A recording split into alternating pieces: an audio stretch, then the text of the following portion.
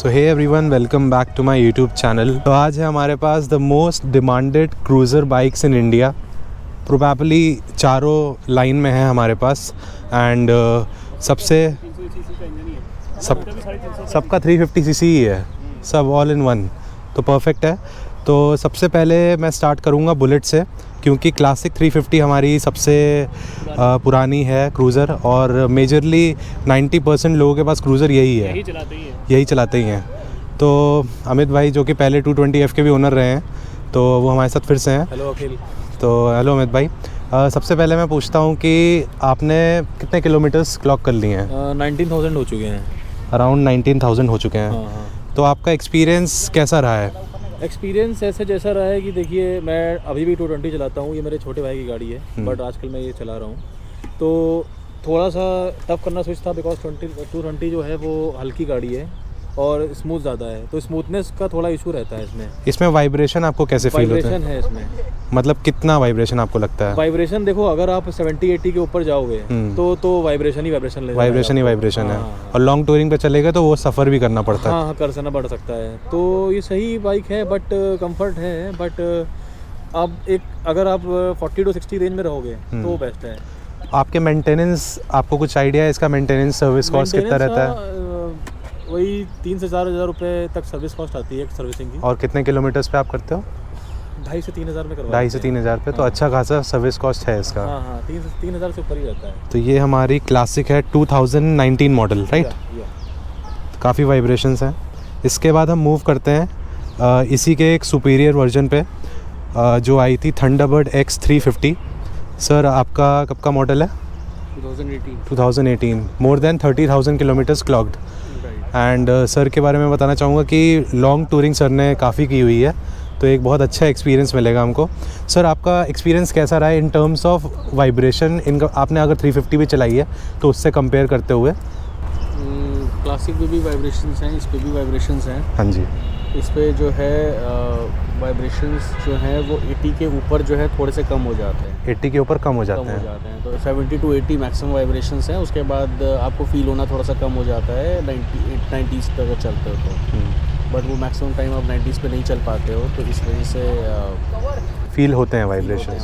And इसका आपको mileage कुछ अप्रॉक्सीमेट आपका? इसका अराउंड 40 के अराउंड मिल जाता है अगर आप नॉर्मल चलाएं। और बाकी इसका सर सर्विस कॉस्ट कैसा रहा है?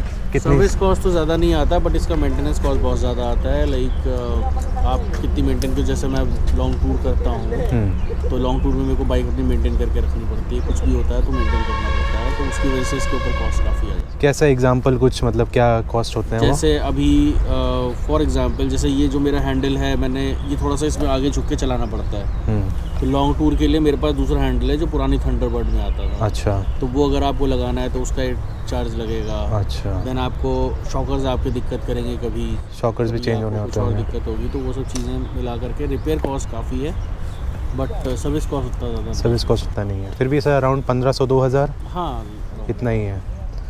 तो ये है थंडरबर्ड 350X। इसके बाद हम मूव करते हैं रॉयल एनफील्ड मीटियोर, जिसका मैं रिव्यू कर चुका हूँ और जो कि इस वक्त सबसे ज़्यादा डिमांड में है। तो हमारे साथ हैं रॉयल एनफील्ड मीटियोर के ओनर। आपका मॉडल भाई 2021। और कितने किलोमीटर्स आपने अप्रॉक्सीमेट चला लिया? मैंने 3000। तो अभी इसकी एक सर्विस हो चुकी होगी, तो कितने में हुई आपकी सर्विस? 800 अप्रॉक्स पड़ा था। 800। ऑयल चेंज हुआ था, फिल्टर चेंज हुआ था एंड चेन लूप। अभी वो फर्स्ट फ्री सर्विस रही होगी, तो उसमें सर्विस चार्ज नहीं जुड़ा। आपका ओवरऑल एक्सपीरियंस कैसा रहा है? इन टर्म्स ऑफ वाइब्रेशन ही हम बात करते हैं directly. In terms of vibration तो ऑलमोस्ट नेग्लिजिबल है if you talk about royal Enfield, क्योंकि रॉयल एनफील्ड हमेशा वाइब्रेशन के लिए वो रहता था इशू, बट इसमें बिल्कुल वाइब्रेशन नहीं है। और सबसे बढ़िया बात है, लॉन्ग राइड्स के लिए बहुत ज़्यादा कंफर्टेबल है। Sitting posture is very comfortable. जो चीज़ थोड़ी सी इशू करती है लॉन्ग राइड्स में, if you are going beyond 300 kilometres, जो पीछे के सस्पेंशन हैं वो एक टाइम के बाद फील होने लगते हैं कि हाँ वो और अच्छे हो सकते थे। बाकी अभी तक कोई इसमें प्रॉब्लम मुझे दिखी नहीं है। जो GPS है वो भी काफ़ी हेल्पफुल है। और बाकी बिकॉज वाइब्रेशन नहीं है तो रेयर व्यू मिरर से जो नहीं दिखता था हमेशा रॉयल एनफील्ड का इशू रहता था, वो अब पूरा क्लियर रहता है। पूरा क्लियर है क्या? तो उसमें कोई इशू नहीं है। बेसिकली अगर आज की डेट में कोई क्रूज़र ढूंढ रहा है तो उसके लिए ये एक बहुत अच्छा ऑप्शन है। If you have the patience to wait for more than 6 months। इसके बाद हम मूव करते हैं जो कि एक्चुअल कंपटीशन है मिटियोर 350 का, Honda H'ness CB 350। Welcome sir. आपने सर कब ली होंडा हाइनेस अपनी? ये मैंने सितंबर में ली थी, सितंबर 29 को। और मेरे को इसका मैं कॉस्ट बता दे रहा हूँ, मेरे को ये पड़ गई थी 2.27 2.27 लाख की। हाँ, ये मतलब मीटियोर के ही रेंज में आती है, हाँ, because it's a competition of meteor only. क्या आपने उस टाइम पे मीटियोर चला के देखी थी या एक्सपीरियंस की किसी से? मैंने मीटियोर चलाई थी, तो क्योंकि मैंने एवेंजर चलाई है, हाँ, तो वो वाला जो मेरे को ड्रॉबैक्स लगे थे, जैसे उन्होंने बताया शॉकर्स का, हाँ, वो चीज़ मेरे को एवेंजर में पता थी। अच्छा। तो that is why I did not go for cruiser. तो मैंने इसके रिव्यूज़ देखे और फिर मैंने इसकी टेस्ट राइड भी ली। सो जो मेन इसका एडवांटेज मुझे दिखा उसकी वाइब्रेशंस।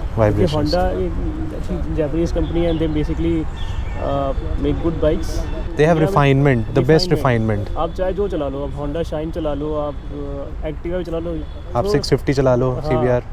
हाँ, तो उसमें ये एडवांटेज आपको मिलता है। तो मैंने टेस्ट राइड लिया, स्नट राइड की मैंने मीटियोर की टेस्ट में सबकी टेस्ट राइड ली, and then when I rode this bike, इसका जो बैठने का पोजीशन है वो मेरे को अच्छा लगा, बिकॉज इसके बैठने में आपको सोफे जैसा कंफर्ट नहीं आता है, हाँ, बट लॉन्ग जर्नी में ना आप थकते नहीं हो। करेक्ट। क्योंकि आपका पोजीशन सही है, आपके बैक में दर्द नहीं होता। जब किसी को बैक के प्रॉब्लम है ना, वो क्रूज़र बाइक नहीं चलाई तो सही है, क्योंकि उनको फिर प्रॉब्लम हो जाएगी। इसमें नहीं होगी, बिकॉज आपकी पोजीशन ऐसे स्ट्रेट, एकदम स्ट्रेट। हाँ।